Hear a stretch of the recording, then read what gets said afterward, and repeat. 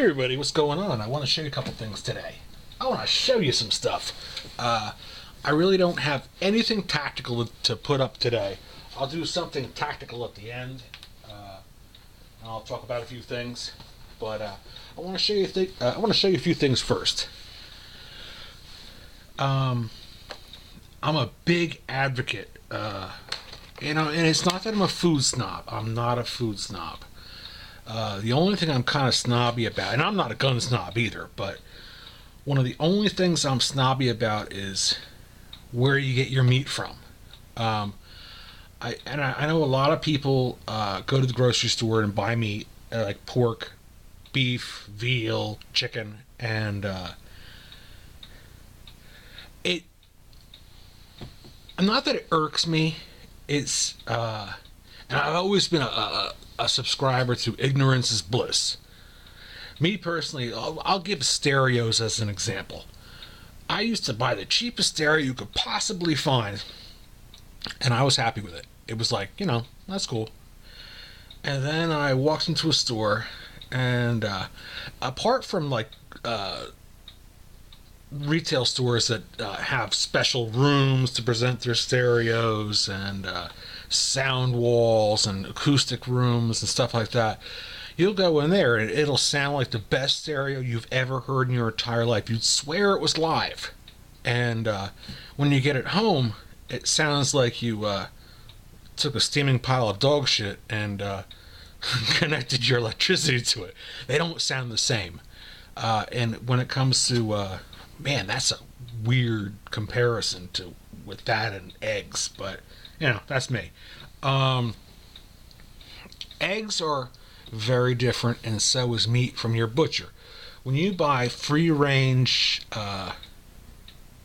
meat and eggs, there's a huge difference in taste. Let's talk about chickens, for instance, to begin with. You buy the egg. Now, I had a guy before. I say you should have guys. You should have a milkman. I go to a guy where I get my milk from. It's totally illegal because they're afraid that unpasteurized milk will overthrow the government. But it's healthier for you, and a lot of people that are really, really sick actually drink unpasteurized milk. There's a huge black market for it, and it's very expensive. But I'm sure my guys' cows aren't smoking crack, and they're not hanging around the whorehouses, so I'm not so worried about it. And I know what he feeds the cows, and I also get beef from him on occasion. But it's rare because he has so many people who want to get beef from him. But I always say, get your meat from a butcher. And not just any butcher, like the same guy I've been going to since, I don't know, 10 years old. My parents started, when they moved here, started shopping there. He's still in business, and I know the food that he's selling, he's feeding to his family. And that's a good rule of thumb. When the guy, butchers that come and go in the grocery store, they come and go. And if you've ever been outside of the meat department of a grocery store, you listen to these people talk, and you can tell what kind of jackasses they are. But it's just, I think it's the grocery store mentality where you're just going to hire the guy who's going to do it for $10 an hour, $11 an hour, and that's all there is to it. When you go to a butcher shop, it's usually handed down from family member to family member. And I'm not taking anything away from the butchering trade. I'm just saying that quality custom meat shops, it gets handed down from son to daughter, and there's a general pride in the way they do things. And they wouldn't put any product, no matter what. You'll find these guys are like, absolutely not. I'm not giving you that. I don't even know why that's in the case. And they'll throw it right in the garbage in front of you and go in the back and get you something. There's that kind of pride behind it, and that's where I like to buy my meat. And it's not that I'm a snob about it, or it's not a frivolous thing. Going to the butcher and getting your meat. If you find a good butcher, I'm sure there's bad butchers out there too. But bad butcher. But I went way off topic here. What I want to talk about is eggs. Now, I have an egg guy. That's how I roll. It's kind of like Frank from It's Always Sunny in Philadelphia. He's got a human meat guy. Nothing like that. But I have an egg guy, and I get all my eggs from him. Until recently, the past 3 months, he's like, oh, the chickens aren't producing eggs. What that means is he ate his chickens because egg production slowed down, and winter's coming, and if you have the chickens around, they bring rats, or at least around here. And from when I was little, they always told me that. So his wife called me up a few days ago, and she's like, oh, I've got eggs, and they're normal size, because the last time I bought eggs from them, they were pullets. They're real small eggs, they look like gumballs, look like miniature chicken eggs. And she was like, oh, I apologize for that, so I'm only going to charge you $2. That's cool. So she calls me up and she's like, I have eggs now. We have good chickens. They're spitting out big eggs. So come on by, and I'll still sell them to at $2 a dozen, because you're always here to buy the eggs. And that's where we get into the having a guy or a girl. You develop these relationships where you can get eggs, you can get beef, you can get pork, and you don't have to go to the store. I have another guy out in Farmingdale that I get pork from, natural pork and natural beef. And we talk about these situations where, I hate it. The shit hits the fan, WORL, that kind of craziness. We talk about things like that, and then we talk about having guys and having friends. A couple of guys are in my gun club, and it's just, it's I think that people who own guns, I don't know, it's just that you talk more amongst each other, and we talk about things like that. And sure, we joke around a lot about it, but it goes without saying, and even when it was said, that you can always come over no matter what happens and get whatever you need, no matter what the circumstances are. And I think that's really cool. But now we're going to talk about eggs and stressed animals. What I don't like about the grocery store, there's a lot of things. I don't like them all either, but what I don't like is,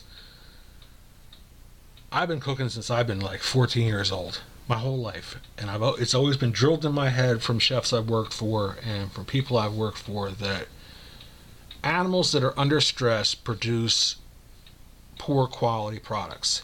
The meat doesn't taste as good. It's not as fatty. It's not as marbled. It doesn't taste better.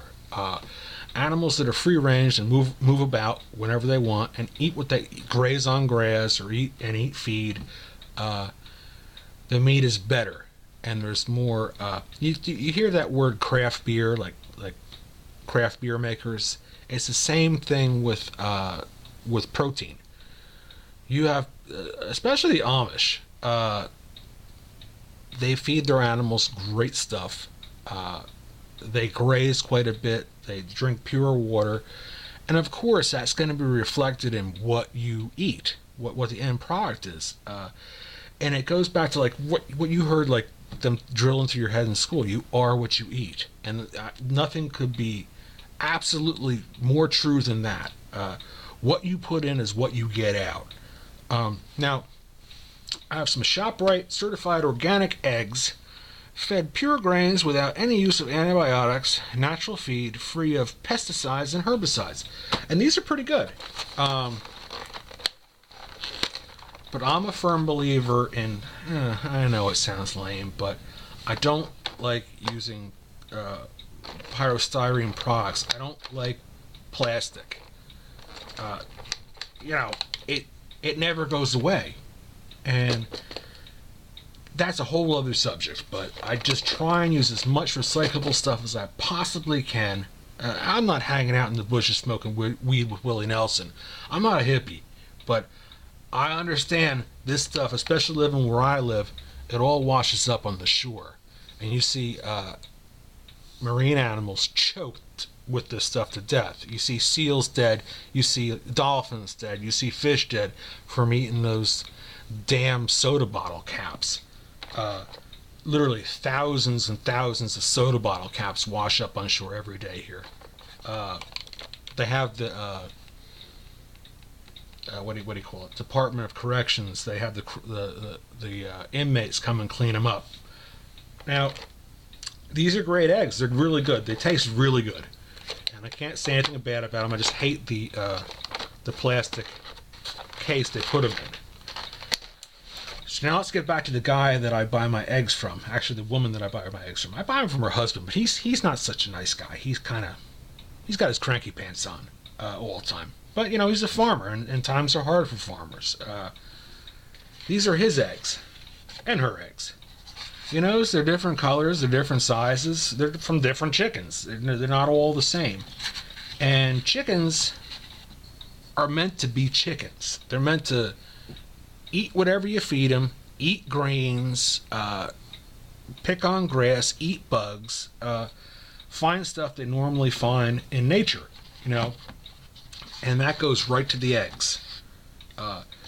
Anyone who raises chickens themselves knows that chickens that you raise yourself, you feed yourself, eggs taste 70%, I'm giving you a goofy number, 70% better than the grocery store eggs. They're creamier, they have a different color to them.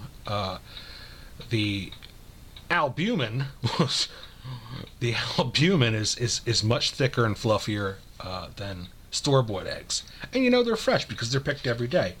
And the same goes for having your own chickens, butchering your own chickens, and eating your own chickens.